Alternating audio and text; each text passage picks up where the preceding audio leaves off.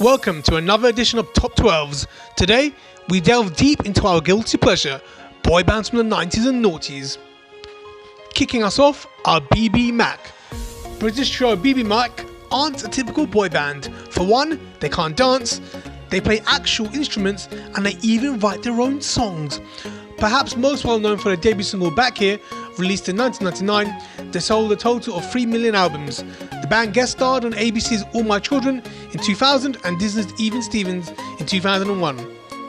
Interesting fact, after leaving bbmak, lead singer Christian released tracks with house legends Tiesto and also Benny Benassi. He also dated supermodel Caprice and actress Jennifer Love Hewitt. I wonder whatever happened to her. Number 11, B2K. Or to give them their full title, Boys of the New Millennium. They had their debut single shoot up to number 1 on the US Hot R&B and Hip Hop chart in 2002. Their single Bum Bum Bump peaked to number 1 on the Billboard Hot 100, featuring P. Diddy. Or was it Puff Daddy back then? Well, they soon split up in 2004, whence lead singer Omarion formed a semi-successful solo career. Interesting fact, B2K starred in her own film You Got Served, which also featured Lil' Kim, Britney Spears' first husband Kevin Federline, choreographer Wade Robson, and this guy. It was on the card. We're in the top 10 now with OTown. Originally formed from the MTV talent show Making the Band in 2000, they were managed by serial hitmaker and Ponzi aficionado Lou Pearlman. The first single, Liquid Dreams, was the first single to reach number 1 on the Billboard singles chart without making the airplay chart. Sadly, the career flamed out soon after making Series 3 of Making the Band, when they tried to get rid of the boy band tag and began to write their own music. Oh dear.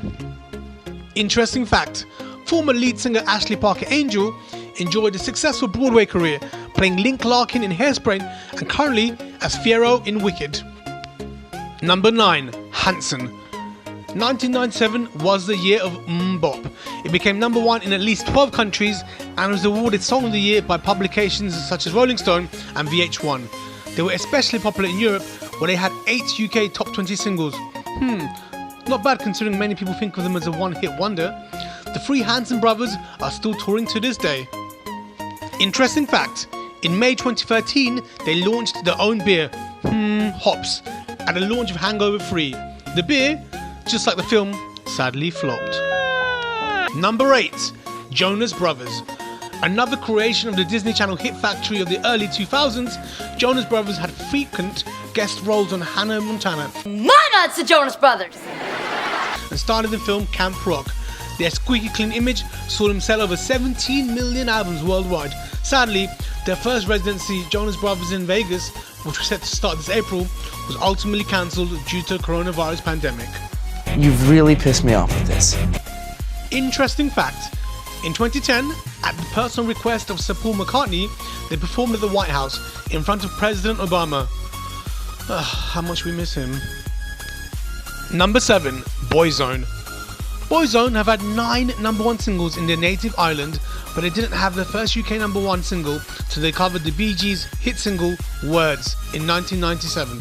Their biggest single, No Matter What, sold 4 million records worldwide and was voted Song of the Year in 1998.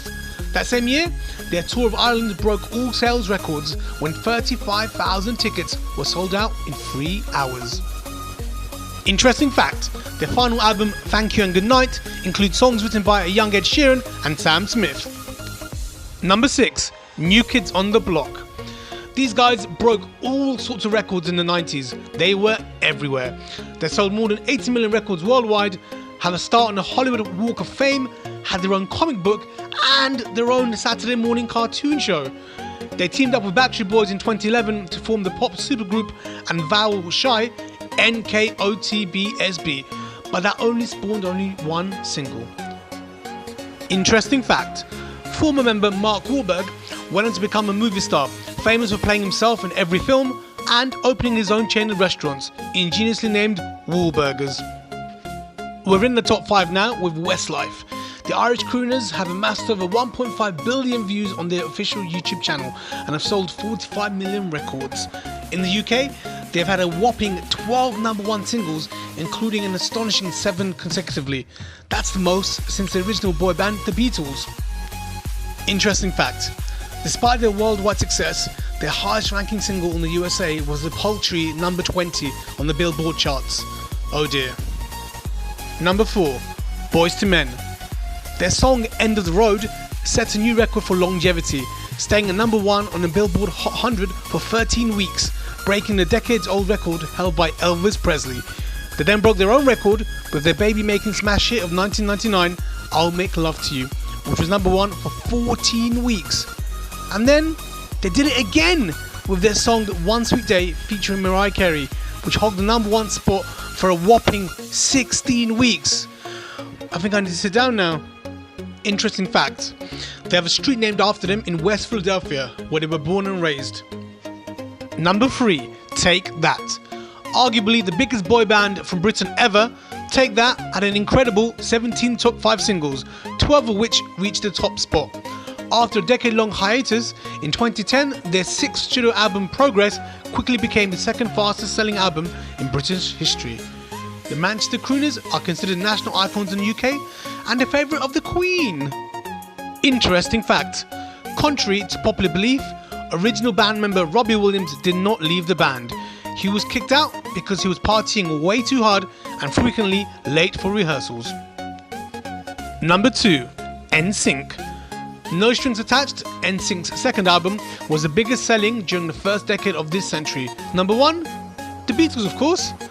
With their catchy hooks, well choreographed dances and some of the best pop songs ever recorded, NSYNC were the biggest thing in music in the early 2000s.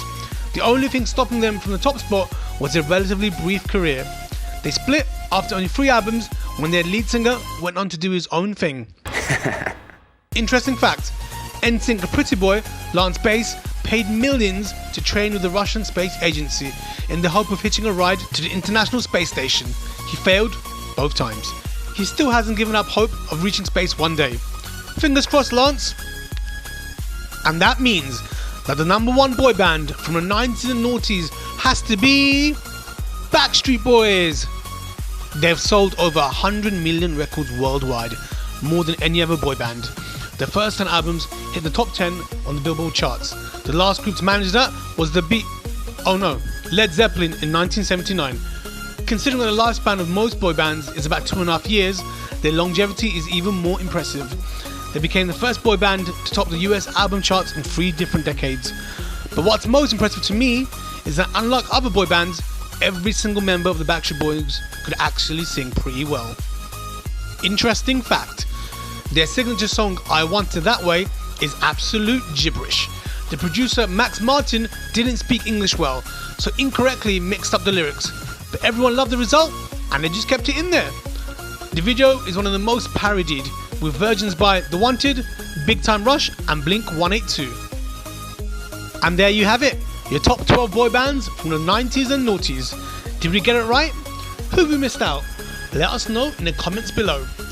Don't forget to give us a like, and you should really subscribe as well. We'll see you soon on a Chock-a-Block Top 12s.